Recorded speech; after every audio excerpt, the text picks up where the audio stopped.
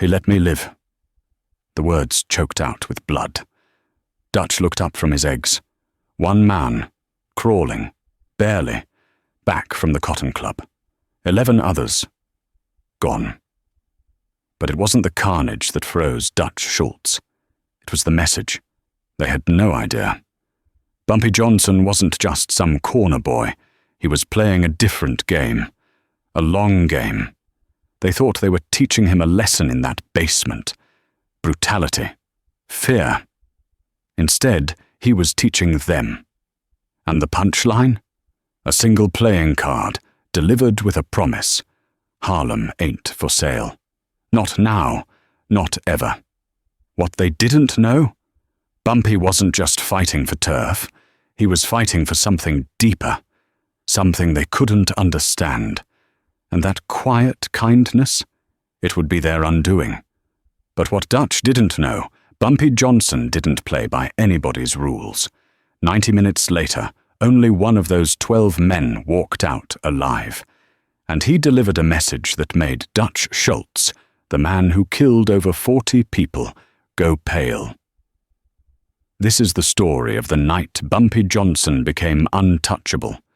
To understand what happened that night, you need to understand Harlem in 1933. This wasn't the Harlem Renaissance anymore. The Depression had hit hard. People were desperate. And when people are desperate, they gamble. The numbers racket. Illegal lottery was the lifeblood of Harlem. You could bet a nickel and win $50. For people making $7 a week, that nickel was hope, and hope was currency. Dutch Schultz saw that currency. He Snorts was a German Jewish mobster from the Bronx who'd made millions bootlegging during Prohibition. But Prohibition was ending, and Dutch needed a new empire. So he looked south to Harlem, saw all that money flowing through the numbers game, and decided he wanted it. All of it. There was just one problem.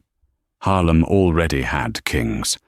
Madame Stephanie St. Clair, the queen of numbers, and her enforcer, a young man named Bumpy Johnson. Bumpy was different from other muscle. He wasn't just a trigger man. He was smart, educated himself in prison, reading Shakespeare and philosophy. He understood that respect in Harlem wasn't bought with fear. It was earned with loyalty. When Madame St. Clair's runners got robbed, Bumpy got the money back. When dirty cops tried to shake down black businesses, Bumpy made them disappear. Not always violently, sometimes just their careers, their reputations. He was strategic, and he refused to bow to Dutch Schultz. January 1933, Dutch sent emissaries to Harlem. They sat down with Madame St. Clair at her club on 133rd Street. The message was simple. Work with Dutch. Pay tribute or get buried. Madame St. Clair, a Caribbean immigrant who'd built her empire from nothing, looked at these white men sitting in her club and said, "Get out." The emissaries turned to Bumpy standing in the corner. "You want to be smart about this, boy." Bumpy didn't move, didn't speak, just stared. That stare, the one that made men check their life insurance. The emissaries left, reported back to Dutch, and Dutch Schultz, who'd never been told no by anyone, certainly not by a black woman and her enforcer, made a decision. Burn it all down, starting with him. He didn't just want Bumpy dead. He wanted it to be a message, public, brutal, the kind of death that makes everyone else fall in line. February 14th, 1933. Valentine's Day. Ironic considering what was about to happen. Bumpy got a tip. Dutch's men were planning to hit Madame St. Clair's main counting house on Lenox Avenue at dawn. Bumpy went to check it out solo. That was his first mistake. Or maybe it wasn't a mistake. Maybe Bumpy knew exactly what he was walking into. The Cotton Club basement. It wasn't the famous club. That was downtown for white audiences. This was the real Cotton Club, the after-hour spot where Harlem's players came to drink, gamble, and settle scores. The basement was storage, crates of liquor, poker tables, and a single exit through a narrow staircase. Perfect place for a trap. 4:32 a.m. Bumpy descended those stairs.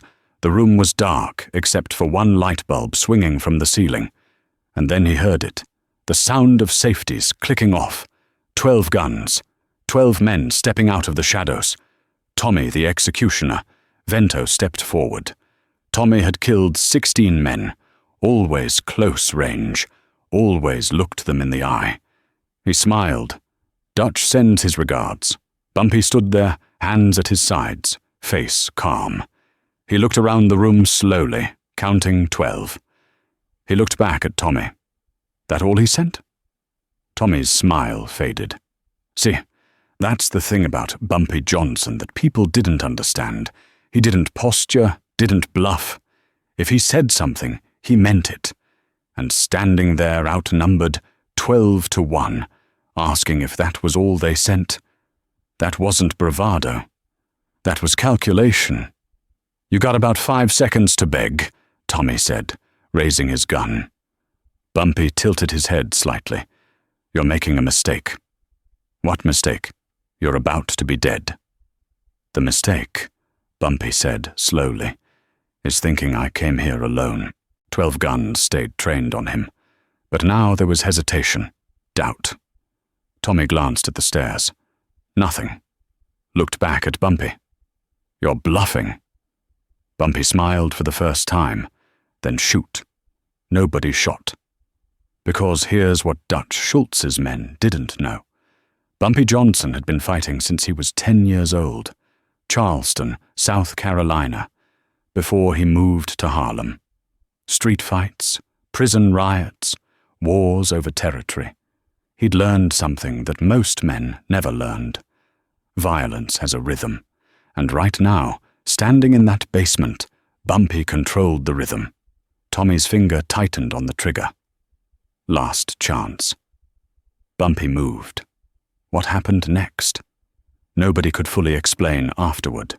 The one survivor's testimony was confused, fragmented. But here's what we know. Bumpy didn't go for a gun. He went for the light. One punch. The hanging bulb shattered. Darkness complete. Then chaos. The first shots came wild, panicked. Men shooting at shadows, at sounds. Tommy screaming, "Hold your fire! Hold your fire!" But fear doesn't listen to orders. In that darkness, Bumpy became something else. He knew that room, had played poker there 100 times, knew every crate, every table, every corner. Dutch's man didn't. One by one, you could hear them going down. Not from gunshots. Bumpy didn't waste bullets. He used his hands, used their confusion, used the fact that they were shooting each other in the panic. A scream, a body hitting the floor, another gunshot, another scream. Tommy tried to rally them. The stairs. Get to the stairs. But Bumpy was already there. The violence lasted maybe 3 minutes. 3 minutes that felt like 3 hours. And then silence. When someone finally opened the basement door from upstairs, let light spill down those steps. Here's what they found. 11 bodies. Not all dead, but all down. Broken bones, gunshot wounds from friendly fire, unconscious, bleeding. And one man sitting on the floor against the wall, hyperventilating, gun still in his shaking hand. Marty ice-picked Delaney, the only one still conscious. Bumpy was gone. Vanished like smoke. Marty Delaney crawled up those stairs. Took him 20 minutes. Every step, agony. Broken ribs, maybe worse. He made it to the street as the sun was coming up. Flagged down a cab with blood-soaked money. "Bronx," he gasped. "Arthur Avenue, Dutch Schultz's headquarters." 8:17 a.m. Marty stumbled into Dutch's social club. Dutch was eating breakfast, eggs, toast, coffee, reading the newspaper. He looked up, saw Marty covered in blood, and went still. Where are the others? Marty couldn't speak at first, just shook his head. "Where are my men dead?" Marty finally whispered. "All of them." He He let me live. Dutch stood up slowly. He what? He let me live to give you a message. The entire room went quiet. Dutch's lieutenants, his accountants, his bodyguards, everyone stopped, watched. What message? Dutch's voice was ice. Marty reached into his jacket. Dutch's men reached for their guns, but Marty pulled out a single playing card, the ace of spades, covered in blood. He placed it on the table in front of Dutch. He said to tell you, Harlem's not for sale. And if you send more men, send more cards. He's collecting a deck. Dutch Schultz stared at that card for a long time. His men waited for the order, waited for Dutch to unleash hell to send 50 men to burn Harlem to the ground. Instead, Dutch picked up the card, studied it, then smiled. Not a happy smile, a resignation smile. He's got balls, I'll give him that. Boss, we can't let this Dutch held up his hand. You know what it costs to go to war with someone who's not afraid to die? Someone who's smarter than you? Someone who has an entire neighborhood behind him. He shook his head. It costs everything. And for what? Numbers money. There's easier money. He dropped the card in the ashtray, lit it on fire. We're done in Harlem. Let Bumpy Johnson have it. The decision shocked everyone. Dutch Schultz, the man who'd gone to war with Lucky Luciano, who'd killed his own partners, who never backed down. Backed down. Why? Because Bumpy had done something even Dutch respected. He'd proven he was willing to die for his principles. And men like that, you don't fight them. You either kill them or you leave them alone. And Dutch couldn't kill him.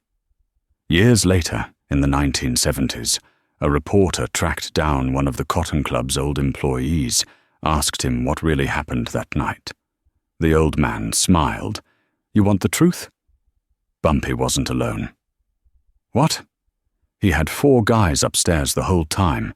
They locked the basement door from the outside once Dutch's men went down. Trapped them in. Bumpy could have killed all 12 if he wanted. But he let one live on purpose. Because Bumpy understood something. Killing Dutch's men would start a war, humiliating them that ends it. Whether that's true or legend, nobody knows for sure. What we do know, after that night, Dutch Schultz never sent another man to Harlem. Bumpy Johnson became the undisputed king of Harlem's underworld. And for the next 35 years, he protected that neighborhood like it was his own family, not with indiscriminate violence, with strategy, with intelligence, with a code. And that ace of spades, Bumpy kept it, framed it, hung it in his office. A reminder, respect isn't given, it's taken. February 14th, 1933. 12 men walked into a basement, 1 walked out, and Harlem was never the same. If this story hit you, smash that subscribe button. We're telling the Bumpy Johnson stories history forgot. The moments that made him a legend. The code that made him untouchable. Drop a like if you think Bumpy was the smartest man in Harlem. And in the comments, what would you have done if you were Dutch Schultz? More legendary stories coming next day. Don't miss it.